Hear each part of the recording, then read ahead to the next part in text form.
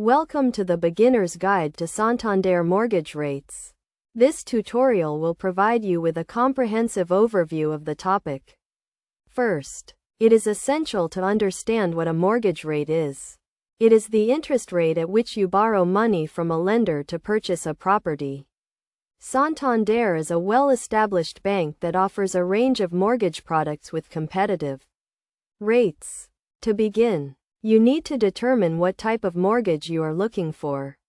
This could be a fixed rate, tracker, or variable rate mortgage. A fixed rate mortgage provides a set interest rate for a specified period, while a tracker mortgage follows the base rate set by the Bank of England.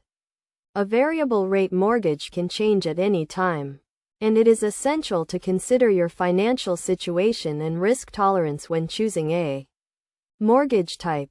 Santander offers a variety of mortgage deals, including 2, 3, and 5-year fixed-rate mortgages, as well as longer-term deals.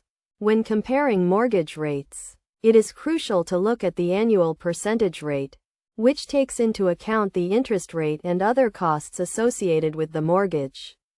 You should also consider the loan-to-value ratio, which is the percentage of the property's value that you borrow.